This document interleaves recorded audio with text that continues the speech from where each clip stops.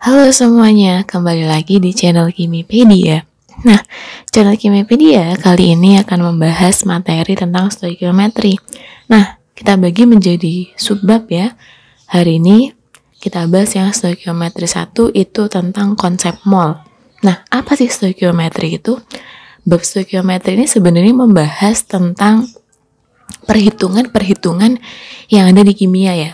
Nah, berarti kalian harus hafal nih semua rumus-rumusnya, karena ternyata rumusnya nggak cuma satu, tapi banyak. Tapi masih berkaitan dengan mol. Apa sih itu mol? Nah, konsep mol. Mol di sini adalah satuan jumlah. Sama halnya dengan lusin. Lusin itu juga satuan jumlah ya. Satu lusin ada 12 biji. Nah, kalau di sini, 1 mol itu nilainya adalah 6 kali 10 pangkat 23 partikel.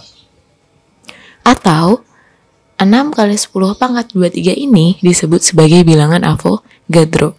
Nah, itu konsep mol. Jadi kayak sebuah satuan jumlah yang digunakan untuk menghitung besaran dalam kimia, kayak gitu. Nah, ternyata mol itu sangat berhubungan dengan banyak hal. Yang pertama, hubungan mol dengan massa. Nah, kita bisa mencari massa dengan cara gram. Kita bisa mencari mol dengan cara gram per mr ya. Nah, kita bisa mencari mol dengan cara gram per mr atau gram per ar. Disesuaikan. Ketika yang ditanya adalah jumlah atom, jumlah mol atom, berarti pakainya ar. Tapi untuk mencari jumlah mol senyawa, ya pakainya adalah mr, gitu ya. Mr apa sih? Massa molekul relatif atau massa atom relatif.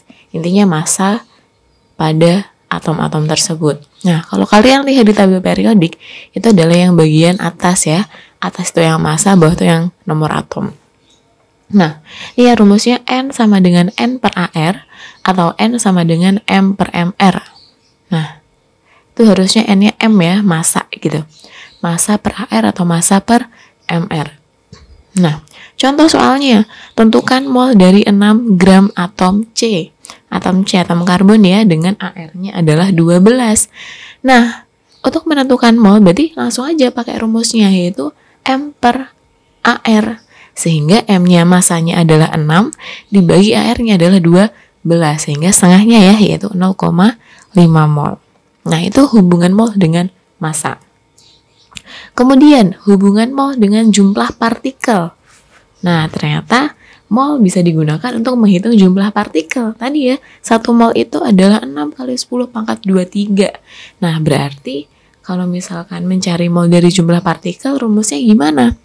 Yaitu jumlah partikel dibagi bilangan Avogadro, atau jumlah partikel dibagi dengan 6,02 kali 10 pangkat 23. Nah, gini, bilangan Avogadro itu jadi tergantung soalnya ya. Ada yang pakai angka aslinya 6,02 kali 10 pangkat 23, atau biasanya juga pakai angka pembulatan, yaitu cuma 6 kali 10 pangkat 23. Nah, nanti disesuaikan sama opsi jawabannya. Kalau ada koma-komanya nih, berarti kalian pakainya yang angka aslinya, tapi kalau pembulatan berarti pakai yang angka pembulatannya. Nah, tapi kalau jumlah partikel, rumusnya tinggal dibalik ya. N mol kali 10 N kali 6,02 kali 10 pangkat 23. Nah, kayak gitu. Contoh soalnya gimana? Tentukan mol dari Mg jika diketahui jumlah atomnya adalah 12,04 kali 10 pangkat 23.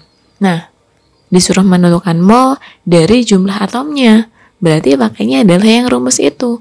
Mol sama dengan jumlah partikel dibagi 6,02 kali 10 pangkat 23, sehingga dapatnya adalah 2 mol. Oke, gitu ya. Nah, jumlah atom, jumlah ion, jumlah molekul itu sama halnya dengan mencari jumlah partikel. Jadi, kata partikel di sini bisa kita ganti dengan kata atom, kata molekul, dan kata ion, gitu ya. Jadi jangan bingung. Kemudian, hubungan antara mol dengan volume.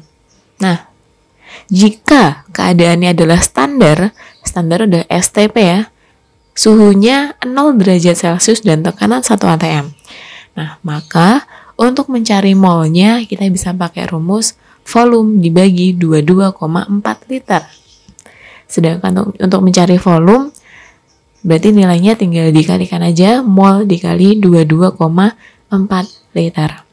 Nah, itu ya keadaan standar, diingat-ingat suhunya 0 derajat Celcius, tekanannya 1 atm dibaginya dengan 22,4. Nah, nanti ada satu lagi ya, RTP dalam keadaan room temperature and pressure, berarti dalam keadaan ruangan. Nah, kalau dalam keadaan ruangan sama seperti ini rumusnya, hanya saja nilai 22,4-nya diganti dengan nilai 24 atau 24,4. Kemudian mencari mol dan volume dari suatu gas dalam keadaan non-standar. Non-standar itu gimana? Suhunya terserah, ATM atau tekanannya terserah, kayak gitu. Jadi nggak ada patokan harus 1 ATM, nggak harus 0 ATM, nggak harus 25 derajat Celcius, tuh nggak. Suhunya terserah, tekanannya juga terserah. Maka nanti pakai hukum gas ideal ya, PV sama dengan nRT. Nah, P-nya tekanan, V-nya volume, N-nya mol, R-nya tetapan gas. Nah, tetapannya harus dihafal ya, nilainya adalah 0,082, suhunya harus dalam keadaan Kelvin. Jika suhunya masih dalam Celcius nih ya, berarti harus diganti ke Kelvin dengan cara apa? Ditambah 273. Nah, berarti ini rumus aslinya ya, PV sama dengan nRT. Berarti kalau misalkan mau mencari mol, berarti rumusnya adalah P kali V dibagi R kali T. Nah, contoh soalnya gimana nih? Tentukan volume 1,7 gram gas amonia yang diukur pada suhu 27 derajat Celcius dan tekanan 76 cmHg. Nah, disuruh menentukan volume dari suatu massa, diketahui massa, ada suhunya 27 derajat Celcius dan tekanannya 76 cmHg. 76 cmHg berarti sama halnya dengan 1 atm. Nah, suhunya di sini bukan 0 derajat Celcius. Nah, berarti kita bisa pakai hukum gas ideal dengan cara PVNRT. Nah, P-nya ada nih, yaitu 1 atm. V-nya yang dicari, N-nya 0,1 dari mana? Nah, masih ingat ya tadi rumus untuk mencari mol ketika diketahui adalah massa.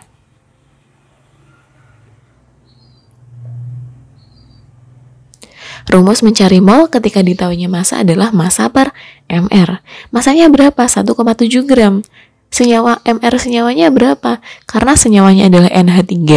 Nah, N kan airnya 14 tuh. H airnya 1, tapi dikali 3. 3 ditambah 14, 17. Sehingga 1,7 dibagi 17, 0,1. Dikali 0,082 ketetapannya dikali 300 karena suhunya harus diubah ke Kelvin, sehingga kita dapatkan volumenya adalah 2,46 liter. Next. Nah, hubungan antara mol dengan molaritas. Nah, molaritas itu adalah satuan jumlah dalam 1 liter pelarut ya. Nah, di sini molaritas rumusnya adalah gram per mr kali 1000 per mili. Gramnya adalah massa, mr-nya adalah massa atom, massa senyawa relatif ya. Massa relatif suatu massa dikali 1000 dibagi mili. Nah, di sini kalau mau memakai rumus ini, volumenya harus diubah ke dalam bentuk mili. Nah, oke. Contoh soalnya adalah tentukan molaritas dari 10 gram N natrium ya, natrium hidroksida yang dilarutkan dalam 2 kg air. Massa molekular relatif NaOH yaitu 40. Nah, berarti langsung masukin aja nih. Rumus molaritasnya adalah gram per mr dikali 1000 per miligramnya berapa? 10. Mr-nya diketahui 40, massa molekular relatifnya. Dikali 1000 dibagi 2000. Loh, kenapa 2000? Karena di situ 2 kg air. Nah, 2 kg air berarti kalau kita ubah ke liter berarti 2 liter ya. Sehingga 2 liter kita ubah ke mili jadinya 2000. Sehingga kita dapatkan nilai molaritasnya adalah 0,125. Nah, kalau kalian ingin mengetahui lebih lanjut, ini adalah diagram mol ya namanya. Jadi mol itu bisa berhubungan dengan molaritas, mol bisa berhubungan dengan massa, mol bisa berhubungan dengan volume, mol bisa berhubungan dengan jumlah partikel. Jika dari mol ingin mencari molaritas, maka rumusnya adalah tadi gram per mr kali 1000 per mili, atau bisa disingkat dengan mol per volume. Mol per volume, volumenya harus dalam keadaan liter. Kalau tadi kan mili ya. Atau mau mencari mol, diketahuinya molaritas, berarti rumusnya adalah mol sama dengan molaritas dikali volume. Gitu ya. Hubungan mol dengan massa gimana? Kalau diketahuinya mol, dicarinya adalah massa, berarti rumusnya mol kali mr. Tapi kalau diketahui massa, dicarinya adalah mol, berarti tadi gram per mr atau m per mr. Kemudian kaitan mol dengan volume gas ketika keadaannya STP. Dari mol ditentukan volume gasnya, berarti mol dikali 22,4. Atau dari volume dicari molnya, berarti volumenya dibagi 22,4.